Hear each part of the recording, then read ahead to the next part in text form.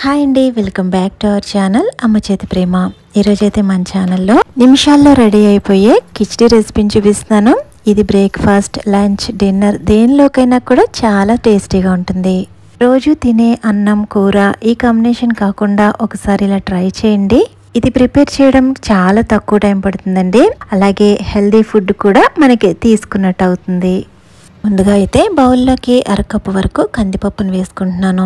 ఇక్కడ నేను చేసే ఈ కిచిడి అనేది 2 పప్పుల్ని కలిపి చేస్తున్నానండి. పూర్తిగా ఒకే పప్పు తీసుకోకుండా అరకప్పు వరకు కందిపప్పు, మరో అరకప్పు వరకు పెసరపప్పు వేసుకుంటున్నాను. ఇప్పుడు దీనిలోకి 1 కప్పు వరకు రైస్ని అయితే వేస్తున్నాను. టోటల్గా 2 కప్స్తో అయితే నేను ఈ కిచిడి తయారు చేస్తున్నాను. ముందుగా ఈ పప్పుని, బియ్యాన్ని ఇలా వాటర్తో 2-3 సార్లు శుభ్రంగా వాష్ చేసుకుని ఇది మునిగేంత వరకు ఇలా వాటర్ పోసి అరగంట సేపు నానబెట్టుకోవాలి. ఇప్పుడు మనం తీసుకునే ఈ క్వాంటిటీస్కి సరిపోయే కుక్కర్ తీసుకుని మనం ముందుగా నానబెట్టుకున్న ఈ పప్పు, బియ్యాన్ని అయితే దీంట్లో వేసుకోవాలి. ఇప్పుడు దీనిలోకి 1/2 కప్పు వరకు బఠానీ, అలాగే ఒక మీడియం సైజ్ టమాటాని చిన్న ముక్కలుగా కట్ చేసి వేసుకోవాలి. అలాగే అరకప్పు వరకు క్యారెట్ ముక్కలు, మరో 1/2 కప్పు వరకు క్యాప్సికమ్ ముక్కలు. దీంట్లోకి ఆనియన్ కూడా ఇలా స్లైసెస్ కింద కట్ చేసి వేస్తున్నాను. మీకు వద్దనుకుంటే ఆనియన్ స్కిప్ చేసేయచ్చు. అలాగే 2 బంగాళదుంపల్ని ఈ విధంగా క్యూబ్స్ కింద కట్ చేసుకుని వేసుకోవాలి.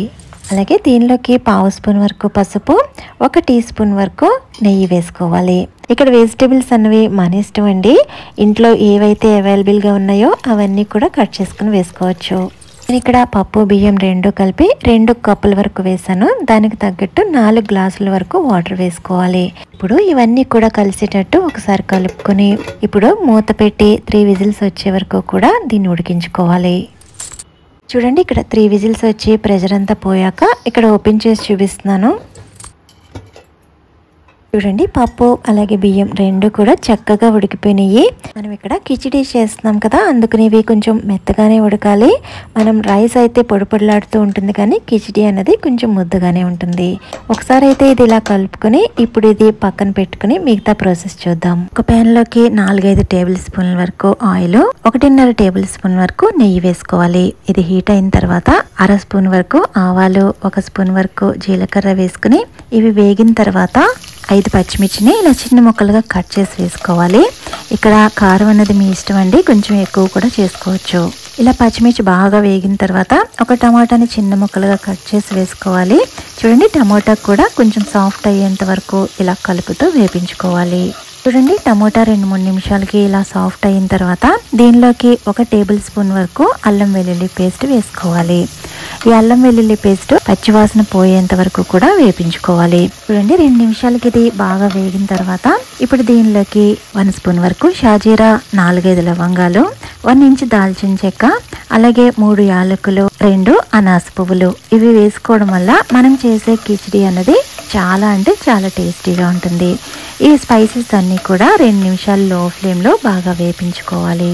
చూడండి, స్పైసెస్ ఇలా బాగా వేగిన తర్వాత దీనిలోకి 1 గుప్పెడు పుదీనా, కొత్తిమీర కలిపి వేస్తున్నాను. నేను ఇక్కడ ఇలా పుదీనా, కొత్తిమీర ఇవి 2 కూడా 2-3 నిమిషాలు బాగా మగ్గేంత వరకు కూడా ఇలా కంటిన్యూస్గా కలుపుతూ వేపించుకోవాలి.